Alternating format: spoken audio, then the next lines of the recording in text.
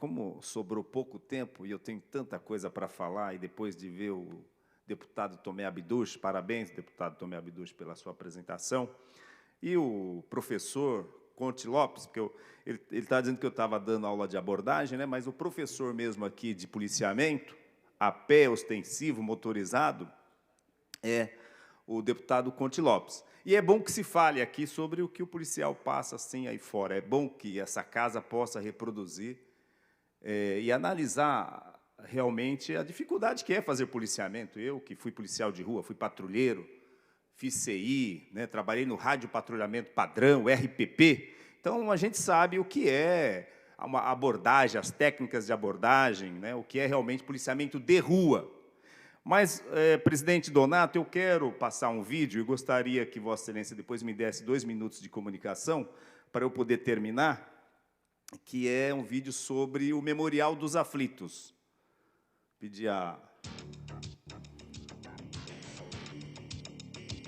Olá, estou aqui na Praça da Liberdade, mais precisamente em frente à igreja, a capelinha Nossa Senhora dos Aflitos. A história dos aflitos é uma história que tem que ser preservada, divulgada para a nossa população, porque o povo não conhece muito bem a história da liberdade. Então, por que se chama aqui Aflitos? Beco, inclusive aqui é o Beco dos Aflitos, porque aqui foi o primeiro cemitério de São Paulo, o cemitério conhecido como Cemitério dos Aflitos, porque os escravos que eram capturados, índios, né, degredados, eram trazidos aqui, naquela época, Praça da Forca, eram enforcados aqui. Então, eles vinham aflitos e, por isso, aqui foi chamado o Cemitério dos Aflitos. A história aqui da igreja também está linkada com Chaguinha, o Francisco das Chagas. O Francisco das Chagas era cabo da polícia e ele se rebelou porque, naquele período, os salários estavam atrasados, né? Os policiais portugueses ganhavam seus salários em dia, mas os policiais brasileiros tinham atrasos e muitas vezes ficavam anos sem receber salário. Então houve uma rebelião e por conta disso o governo determinou que o Francisco da Chaga fosse enforcado aqui na Praça da Forca. E ele foi trazido então, assim que colocaram a corda em seu pescoço, que puxaram a corda, esta quebrou, arrebentou. E naquele período, quando a corda quebrava, era sinal de absolvição. Então o povo gritou por liberdade. Mesmo assim o governo mandou colocar uma segunda corda. E esta segunda corda também quebrou. E o povo gritava, isso é um milagre, liberdade, liberdade, liberdade. O governo colocou então uma terceira corda de couro e mesmo com essa corda de couro ao Chaguinhas, né, o Francisco da Chaga vir ao solo, esse ainda exibia sinais de vidas e o governo acabou tirando a sua vida a pauladas. Então, por conta desse fato histórico, né, com o passar do tempo, a praça que era a Praça da Forca passou a se chamar Praça da Liberdade. Então, a história da liberdade tem tudo a ver com o povo negro. O povo japonês chegou aqui em 1920, muito depois de todos esses acontecimentos. Mais recentemente, um empresário comprou esse terreno aqui ao lado da Capelinha dos Aflitos, da Igreja Nossa Senhora dos Aflitos. Ele demoliu o prédio e começou a escavar, em que foi encontrado as ossadas do período da escravidão. Foram encontradas as ossadas de negros e negras que foram sepultadas aqui. Isso daí produziu uma comoção aqui na nossa cidade. Houve audiências públicas, uma movimentação do povo negro, né, para que se preserve a história, para que se garanta que o povo conheça o que aconteceu aqui na Liberdade. A partir daí nós convencemos a prefeitura a interditar essa obra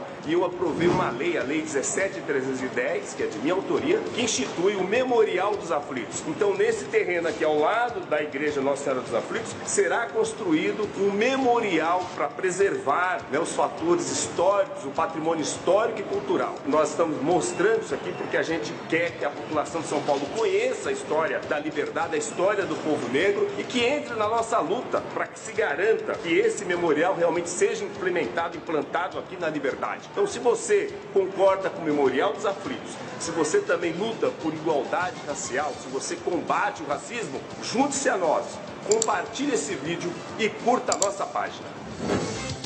Bom, muito obrigado, presidente. O tempo remanescente se esgotou e o senhor teve 2 minutos de comunicado que o senhor pode concluir. Eu vou concluir. Eu passei esse vídeo para lembrar um pouco a história da Liberdade, da Praça da Liberdade. Em 2020, a princesa Maiko, filha do imperador Akihito, do Japão, esteve aqui no Brasil por conta dos 110 anos da migração japonesa. E a Câmara de São Paulo aprovou um projeto a toque de caixa estabelecendo que a Praça da Liberdade passaria a se chamar Praça da Liberdade Japão. E o governador, na época, o governador Márcio França, que hoje é ministro dos Portos, correu e colocou o nome praça na estação do metrô Japão Liberdade. Então, como a história originária da liberdade, a história do povo negro, eu apresentei um projeto em 2020, estabelecendo que a Praça da Liberdade passa a se chamar Praça da Liberdade África Japão. Não, falei, não, se colocou Japão e os japoneses estão aí, nós não vamos tirar, vamos manter o Japão. Mas é importante colocar o nome África por conta dos fatores históricos, né? E agora, voltando para a Câmara, eu dei coautoria para a vereadora Luana, do PSOL, e hoje eu acordei com essa grata surpresa, com a sanção do projeto pelo prefeito Ricardo Nunes, ao qual eu dou os parabéns, que reconheceu a história da liberdade, a história do povo negro, e a Praça da Liberdade, a partir de hoje, com a sanção do então senhor prefeito Ricardo Nunes, inclusive Ricardo Nunes Reis, que eu sempre falo que ele é meu parente, que ele é meu primo. Ele, então, sancionou o projeto, passando a se chamar assim, a Praça da Liberdade,